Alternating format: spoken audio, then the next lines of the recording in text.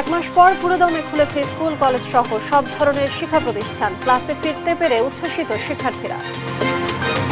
আমাদের কলেজ তো অনেকদিন পরে খুলছে, তো মোটামুটি ভালোই লাগছে। অনেক ভালো লাগছে, খুব এক্সাইটমেন্ট ছিলাম। আসলে এটা বলে বোঝাইতে পারবো না, অনেক আনন্দ লাগতেছে। পরিচিত মুখ, প্রিয় প্রিয় টিচারদের চেহারা। এবার নারায়ণগঞ্জে শেখ হাসিনা ও শামীম ওসমানের বিরুদ্ধে হত্যা মামলা। লালবাগ থানায় মামলা নিতে গড়িমসি করার অভিযোগ। স্বৈরাচার পতনের পর থেকে লাপাত্তা শামীম ওসমান, তার নির্দেশেই নারায়ণগঞ্জের ছাত্র জনতার উপর গুলি চালানোর অভিযোগ।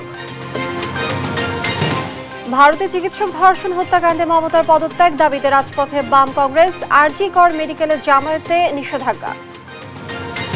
Driving through a couple of challenges, sustained pressure now though. Neves with the cross, Mitrovic rising. That's well worked. That was cut back by Malcolm.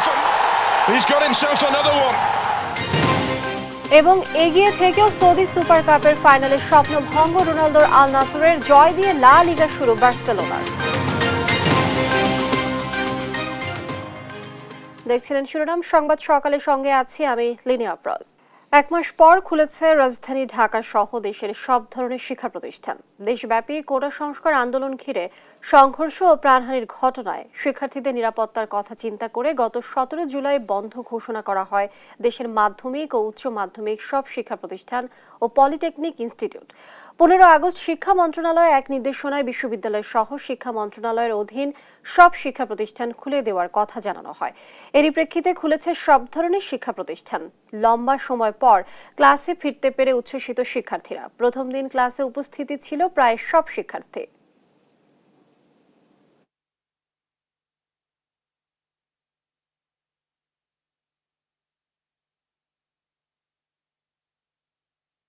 আজকে অনেকদিন পরে কলেজ খুললো।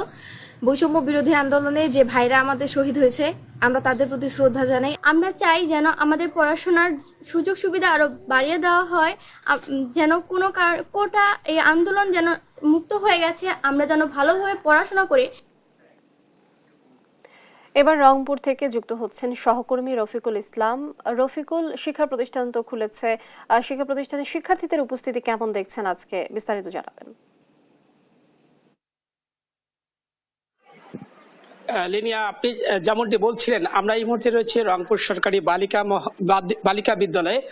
আমরা এখানে রয়েছে একটি শ্রেণী কক্ষে। আমি দেখানোর চেষ্টা করছি যে এই শ্রেণী কক্ষে কিন্তু পরিপূর্ণ শিক্ষার্থী রয়েছে, অর্থাৎ প্রায় এক মাস পরই আজকে এই বিদ্যালয় খুলেছে। বিদ্যালয় খোলার পর শিক্ষার্থীদের মধ্যে উচ্ছ্বাস, আনন্দ, সেই আনন্দ নিয়েই কিন্তু তারা সকালে বিদ্যালয়ে তারা এসেছে। আমরা শিক্ষার্থীদের সঙ্গে কথা বলেছি, তারা বলেছে দীর্ঘদিন যে বন্ধ ছিল, এই বন্ধ থাকায় তারা যে ক্ষতির মুখে পড়েছে, অর্থাৎ তাদের যে পাঠদানের যে ক্ষতির মুখে পড়েছে, সেই ক্ষতির মুখ থেকে তারা যেন বেরিয়ে আসতে পারে, অর্থাৎ তারা ক্ষতি পুষিয়ে নিতে পারে, এমনটা কিন্তু শিক্ষার্থীদের দাবি রয়েছে। একই সঙ্গে অভিভাবকদের দাবি একই দাবি, এবং উদ্বেগ উৎকণ্ঠার মধ্যেই শিক্ষার্থীরা যে এসেছে, নতুন করে যারা আর কোনো শিক্ষার্থীরা কোনো এরকম কোনো উৎকণ্ঠার মধ্যে না পড়ে, সেই দাবি কিন্তু অভিভাবকরা জানিয়েছে। আমি নিরাপত্তার কথা যদি বলি, যে ক্যাম্পাসে নিজস্ব যে শিক্ষার্থীর যে আইডি কার্ড, পরিচয়পত্র, সেই পরিচয়পত্র ছাড়া অন্য কোনো শিক্ষার্থীদেরকে কিন্তু বিদ্যালয়ে ঢুকতে দেওয়া হয়নি। একই সঙ্গে বৈধ যারা অভিভাবক রয়েছে তারাই শুধু ঢুকতে পেরেছে, অন্য কোনো কেউ ঢুকতে পারেনি। ক্যাম্পাসের বাইরে তারা রয়েছে। একই সঙ্গে ক্যাম্পাসের বাইরে পর্যাপ্ত সংখ্যক নিরাপত্তার ব্যবস্থা নিয়েছে কর্তৃপক্ষ। আমরা এমনটি দেখেছি। শুধু রংপুর বালিকা বিদ্যালয়ই নয়, আমরা Rangpur police lines school and college, যারা school lines school and college সহ অন্যান্য যে বিদ্যালয়গুলো রয়েছে, কলেজগুলো রয়েছে এবং একটি বিশ্ববিদ্যালয় রয়েছে, সেখানেও আমরা খোঁজ দিয়েছি। সেখানেও কিন্তু পর্যাপ্ত সংখ্যক শিক্ষার্থী উপস্থিতি রয়েছে, সব সংখ্যা কাটিয়ে। তো আরেকটি তথ্য দিয়ে রাখি, আপনি জানেন যে 16 জুলাই রংপুরে একটি সহিংসতার ঘটনা ঘটে কোটা আন্দোলনকে ঘিরে। সেখানে আবু সাইদ নামে একজন শিক্ষার্থী মারা যায়, বিশ্ববিদ্যালয়ের শিক্ষার্থী, রংপুরের রোকেয়া বিশ্ববিদ্যালয়ের শিক্ষার্থী। তিনি মারা যাবার পরেই কিন্তু রংপুরে বেশ একটি আতঙ্ক তৈরি হয়েছে। তো আমরা একেবারে ছোট্ট করে জানতে চাই, আমাদের সঙ্গে প্রধান শিক্ষক রয়েছেন, এই যে উদ্বেগ উৎকণ্ঠার মধ্যে বিদ্যালয় খুলেছে, তো আপনি কি ভাবছেন? ধন্যবাদ। কোটা সংস্কার আন্দোলনের পরে এক মাস পরে পূর্ণ গতিতে চলছে ক্লাসরুম কার্যক্রম। উপস্থিতি মোটামুটি ভালো। এটা কিছুটা মানে আমাদের সিলেবাসে কিছুটা ঘাটতি হয়েছে, এই ঘাটতিটা পূরণ হয়ে যাবে ইনশাল্লাহ। সামনের দিনগুলো আমরা পূরণ করে নিব। আর অভিভাবকদের মধ্যে যে উদ্বেগ উৎকণ্ঠা ছিল সেগুলো আপাতত নাই, মনে হয় সেগুলো চলে গেছে, দূরীভূত হয়েছে। আমরা অভিভাবকদের সঙ্গে কথা বলেছি, তারা বলেছেন যে এখন সেই যে উৎকণ্ঠা ছিল সেটি নেই, এখন সবকিছুই স্বাভাবিক রয়েছে। তো এই ছিল রংপুর থেকে সর্বশেষ খবর। রফিকুল, ধন্যবাদ আপনাকে। দর্শক, 1 মাস পর শিক্ষা প্রতিষ্ঠান খুলেছে, এই বিষয়ে বিস্তারিত জানাচ্ছিলেন সহকর্মী রফিকুল। চট্টগ্রামের পর এবার নারায়ণগঞ্জে আবুল হাসান নামের এক তরুণকে হত্যার অভিযোগে সাবেক প্রধানমন্ত্রী শেখ হাসিনা, আওয়ামী লীগের সাধারণ সম্পাদক ওবায়দুল কাদের, সাবেক সংসদ সদস্য শামীম ওসমান সহ 48 জনের বিরুদ্ধে মামলা করা হয়েছে। অজ্ঞাত আরও 2 শতাধিক ব্যক্তিকে আসামি করা হয়।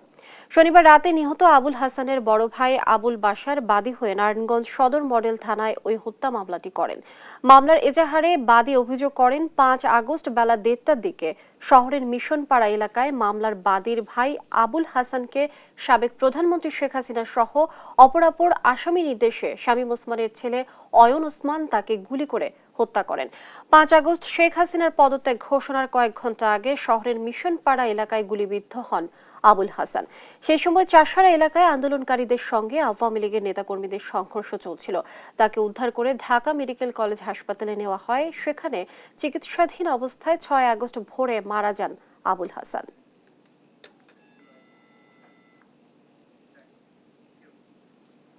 চট্টগ্রামেও সাবেক প্রধানমন্ত্রী শেখ হাসিনা ও সাবেক শিক্ষামন্ত্রী মহিবুল হাসান চৌধুরী নওফেল সহ 34 জনের বিরুদ্ধে হত্যা মামলা হয়েছে। এছাড়া 40 থেকে 50 জনকে অজ্ঞাত আসামি করা হয়।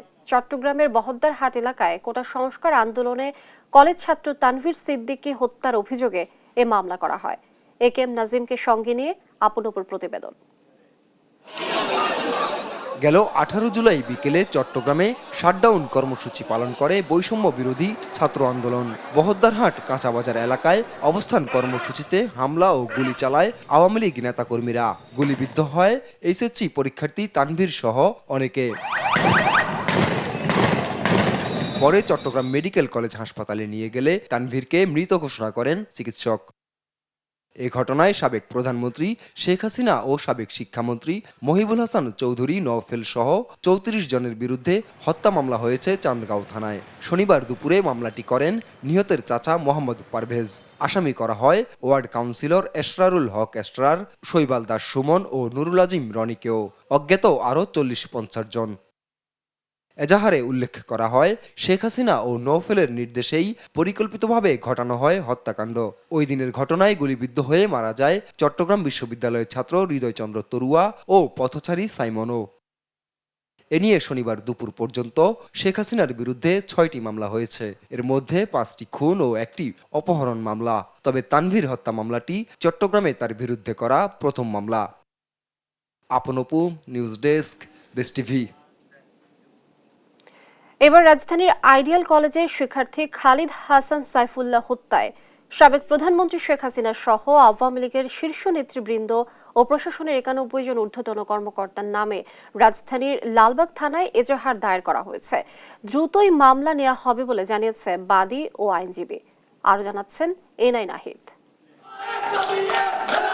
গভীর রাতে ছাত্র জনতার বিক্ষোভে উত্তাল লালবাগ থানা।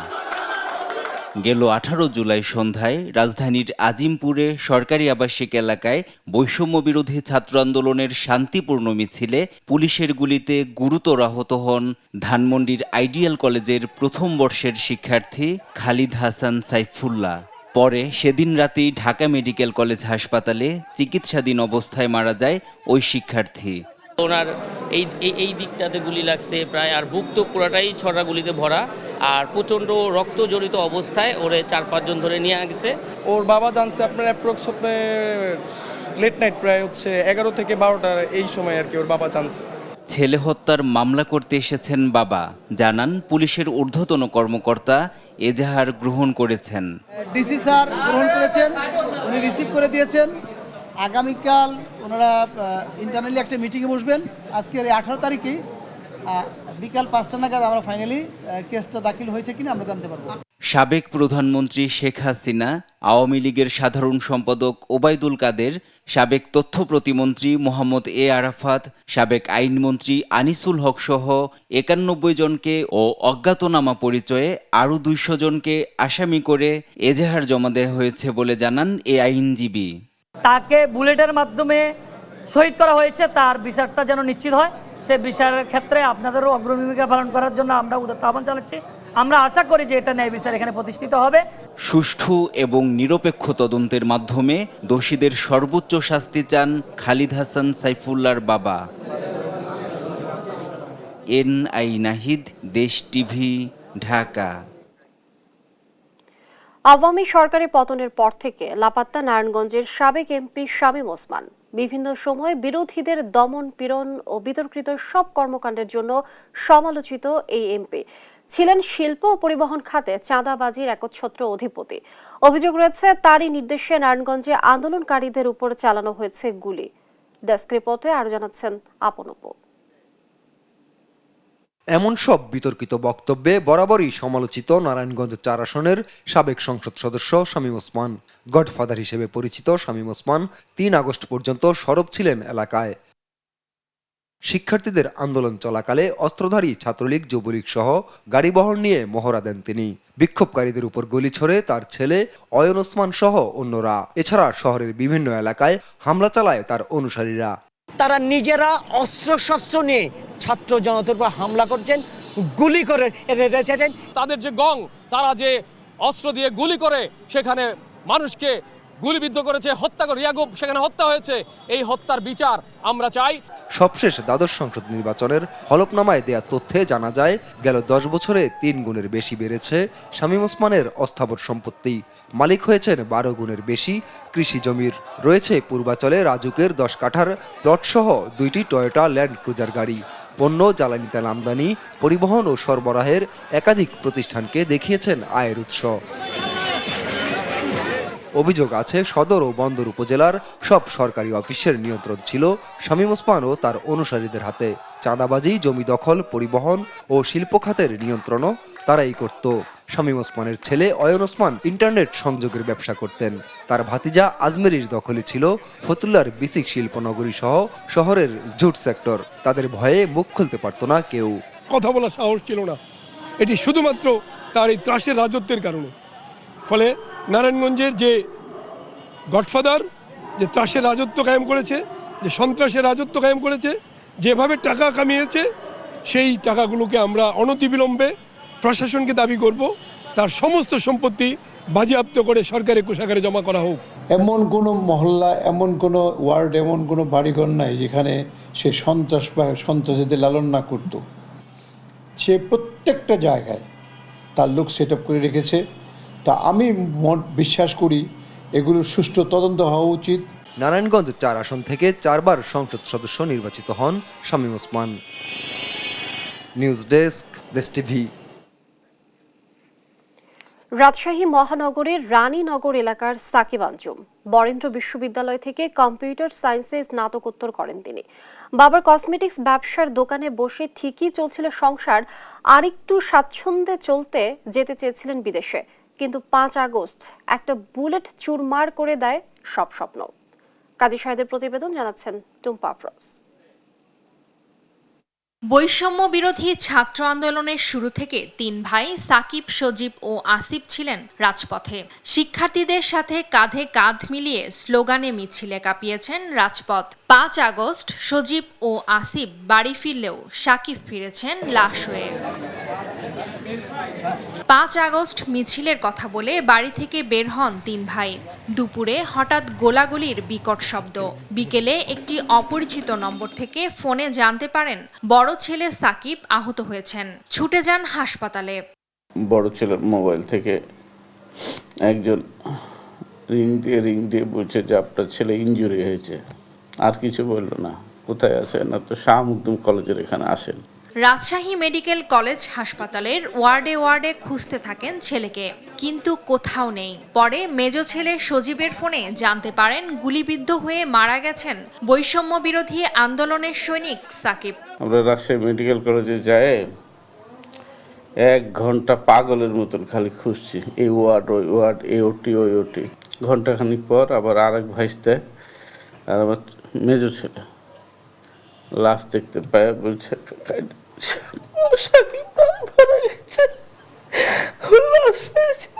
বরেন্দ্র বিশ্ববিদ্যালয় থেকে কম্পিউটার সায়েন্সে গত বছর স্নাতকোত্তর শেষ করেন সাকিব। 3 বছর আগে ভালোবেসে বিয়ে করেছিলেন নিশাত সালসাবিলকে। সংসারে আরেকটু সচ্ছলতা আনতে যেতে চেয়েছিলেন বিদেশে, কিন্তু একটা বুলেটে চুরমার সব স্বপ্ন। নিউজ ডেস্ক, দেশ টিভি। দেখছেন সংবাদ সকাল। স্বাভাবিক কার্যক্রম শুরু হয়েছে গাজীপুর সিটি কর্পোরেশনে। এ নিয়ে আরো জানবো দর্শক। গাজীপুর থেকে যুক্ত হচ্ছেন সহকর্মী নজরুল ইসলাম। নজরুল যুক্ত হচ্ছেন। নজরুল, এ বিষয়ে বিস্তারিত জানাবেন আমাদের। আপনি যেমনটা বলছিলেন, আপনি জানেন যে গাজীপুর যে নগর ভবন, কিন্তু এখানে নগর মাতা সহ যে সিটি কর্পোরেশনের যে কাউন্সিল বিন্দু রয়েছেন, তারা কিন্তু গত মঙ্গলবার থেকেই আপনার বিভিন্ন অফিস করছেন এবং মানুষের সেবা দিয়ে যাচ্ছেন। আজ কিন্তু কিছুক্ষণের মধ্যেই গাজীপুর এই নগর ভবনে কিন্তু যে নগর মাতা রয়েছে অর্থাৎ জায়দা খাতুন কিন্তু এখানে তার অফিস করবেন। এই উপলক্ষে কিন্তু অফিসের কিন্তু সবগুলো কর্মচারী এবং কর্মকর্তাদের আমরা সকাল থেকে উপস্থিতি লক্ষ্য করেছি। এবং গাজীপুর সিটি কর্পোরেশন আপনি জানেন যে এখানে কিন্তু যে স্থবিরতা কাটিয়ে কিন্তু স্বাভাবিকভাবে ফিরতে শুরু করেছে সবকিছু, এবং আগের যে চেহারা সেই চেহারায় কিন্তু ফিরছে গাজীপুর সিটি কর্পোরেশন।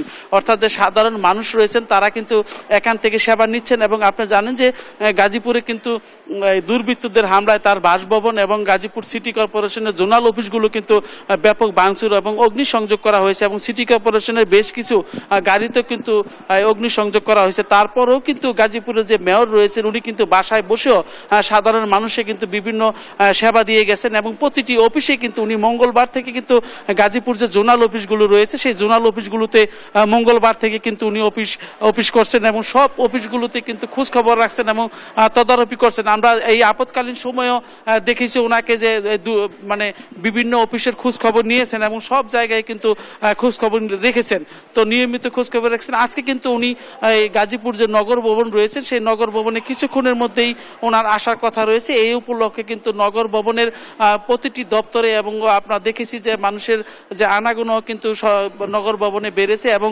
কিছুক্ষণের মধ্যেই উনি নগর ভবনে আসবেন সেই উপলক্ষে কিন্তু তার যে প্রস্তুতি সেটা কিন্তু রাখা হয়েছে। এখানে আমরা দেখতে পেয়েছি যে গুরুত্বপূর্ণ যে সংরক্ষিত কাউন্সিলররা রয়েছেন বা মহিলা কাউন্সিলর এবং যে রয়েছেন সাধারণ কাউন্সিলর, তারা কিন্তু তাদের উপস্থিতিও কিন্তু সিটি কর্পোরেশনে বাড়তে শুরু করেছে। আজকে থেকে উনি নিয়মিত অফিস কিন্তু মঙ্গলবার থেকেই করছেন, কিন্তু আজকে গাজীপুর সিটি কর্পোরেশনের থেকে এখানে থেকে অফিস করবেন। এই উপলক্ষে কিন্তু আমরা দেখতে পেয়েছি যে কাউন্সিলর সহ সব ধরনের যে সাধারণ মানুষ রয়েছে তারা কিন্তু এই সিটি কর্পোরেশনে উপস্থিতি বেড়েছে, এবং পাশাপাশি কিন্তু আমরা দেখেছি যে ওনার যে বাসভবন অগ্নিসংযোগ করা হয়েছে এবং তার যে জোনাল অফিসগুলো অগ্নিসংযোগ করেছে, এবং সেই বিপদ মুহূর্তে কিন্তু উনি কিন্তু সব জায়গায় ছুটে গেছেন এবং মানুষের কাছাকাছি যে অন্তত খোঁজ খবর নিয়েছেন এরকমটাই কিন্তু আমরা দেখতে পেয়েছি। তো আজকে থেকে কিন্তু জায়দা খাতুন কিন্তু নিয়মিত গাজীপুর সিটি কর্পোরেশন অফিস করবেন এবং সাধারণ মানুষের সেবা দিবেন, এমনটাই কিন্তু আমরা জানতে পেরেছি। এই ছিল আমার কাছে গাজীপুর সিটি কর্পোরেশন থেকে সর্বশেষ। নজরুল, অসংখ্য ধন্যবাদ আপনাকে। দর্শক, গাজীপুর থেকে যুক্ত ছিলেন সহকর্মী নজরুল। কোটা আন্দোলন থেকে ছাত্র জনতার এক দফা আন্দোলনের মুখে পতন হয় স্বৈরাচার শেখ হাসিনা সরকারের। তবে শিক্ষার্থীদের এই আন্দোলন ততটাও সহজ ছিল না। পরিবারের চাপ, প্রশাসনের ভয় ডর সহ নানা প্রতিকূলতা উপেক্ষা করে চালাতে হয় শিক্ষার্থীদের এই আন্দোলন। হতে হয়েছে নানাভাবে নির্যাতনের শিকার, দিতে হয়েছে তাজা রক্ত। তবুও দমেনি শিক্ষার্থীরা, করেছেন স্বৈরাচার মুক্ত, গড়েছেন বৈষম্যহীন নতুন বাংলাদেশ। ইরফান রানার ক্যামেরায় কুষ্টিয়া থেকে নাইদ হাসান তিতাসের রিপোর্ট। 18 তারিখে মামলা খেলাম প্রধান সমন্বয়ক হিসেবে। আমি যেদিন মামলা দেওয়া হলো আমাকে, সেদিন ডিবি এবং ডিএসবি আমাকে তৎপর ছিল আমাকে উঠায় নেওয়ার জন্য, এবং সেই সময় যদি আমাকে তারা উঠায় নিয়ে যেত হয়তো আন্দোলনটা বেগবান থাকতো না, কারণ নেতৃত্ব জায়গা হারিয়ে গেলে আন্দোলনটা থেমে যেত। বৈষম্য বিরোধী ছাত্র আন্দোলনের কুষ্টিয়ার অন্যতম একজন সমন্বয়ক তৌকির আহমেদ বলছিলেন, ততটাও সহজ ছিল না স্বৈরাচার শেখ হাসিনা সরকার পতনের এ আন্দোলন। পরিবারের চাপ, প্রশাসনের ভয়ডর সহ মুখোমুখি হতে হয়েছে নানা প্রতিকূলতার, হয়েছেন অমানবিক নির্যাতনের শিকার, ঝরেছে রক্ত। তবুও পিছু পা হয়নি শিক্ষার্থীরা। স্বৈরাচার সরকারের রক্তচক্ষু উপেক্ষা করে সমন্বয়কেরা কোটা আন্দোলনকে রূপ দিয়েছেন এক দফা আন্দোলনে, সৃষ্টি করেছেন নতুন ইতিহাস। হত্যার হুমকি পেয়েছি, তারপরেও আমরা থেমে থাকিনি, কারণ আমরা অনুপ্রাণিত হয়েছে আবু সাইদ ভাইয়ের কাছ থেকে। বিশেষ করে পারিবারিক যে বাধাটা আরও বেশি ছিল, কারণ পারিবারিকভাবেও আমাদের পিতামাতাকে বিভিন্নভাবে হ্যারেস করা হয়েছে। তাদেরকে বলা হয়েছে আপনার সন্তান যদি এই আন্দোলনে যুক্ত হয় তাহলে কিন্তু আমাদের অবস্থা খারাপ আছে। ভঙ্গ করার বারবার চেষ্টা করেছে এবং আমরা বারবার আহত হয়েছি। আন্দোলনের নেতৃত্বে থাকা শিক্ষার্থীরা বলছেন, স্বৈরাচার মুক্ত নতুন বাংলাদেশে থাকবে না কোনো বৈষম্য, দুর্নীতি ও অনিয়মের বিরুদ্ধে চলবে লড়াই, দেশ হবে রাজনৈতিক দুর্বৃত্তায়ন মুক্ত। রাষ্ট্রের প্রতিটা প্রতিষ্ঠানে যেরকম একটা সৎ এবং ন্যায়ের শাসন তৈরি হোক, সেখানে দুর্নীতি দূর হোক। বৈষম্যবিহীন বাংলাদেশ থাকুক, যেখানে সবাই তাদের স্বাধীনভাবে চলুক। কোনো রাজনৈতিক দলের হাতে সকল ক্ষমতা থাকবে না, সাধারণ মানুষের মত প্রকাশের স্বাধীনতা থাকবে। আমরা চাই না প্রশাসনিক সকল কার্যক্রম লেজুর ভিত্তি হোক। দীর্ঘদিনের অনিয়ম ও দুর্নীতির জরাজীর্ণতা কাটিয়ে শিক্ষার্থীদের দেখানো নতুন বৈষম্যহীন দেশ গঠনের স্বপ্ন দ্রুতই বাস্তবায়ন হবে, এমনটাই প্রত্যাশা সবার। নাহিদ হাসান তিতাস, দেশ টিভি, কুষ্টিয়া। দেখছেন সংবাদ সকাল। আন্তর্জাতিক প্রসঙ্গ। ভারতের আরজি কর কাণ্ডে মুখ্যমন্ত্রী মমতা বন্দ্যোপাধ্যায়ের পদত্যাগ চেয়ে শনিবার পথে নামল বাম কংগ্রেস।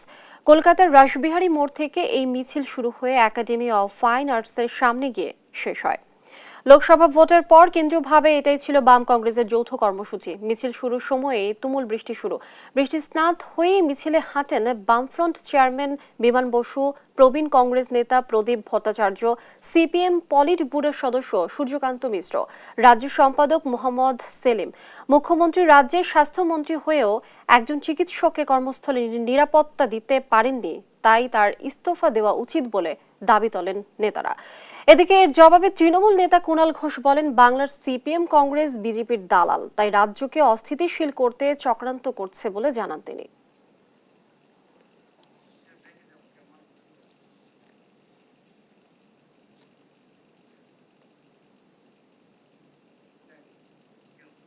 দেখছেন সংবাদ সকাল।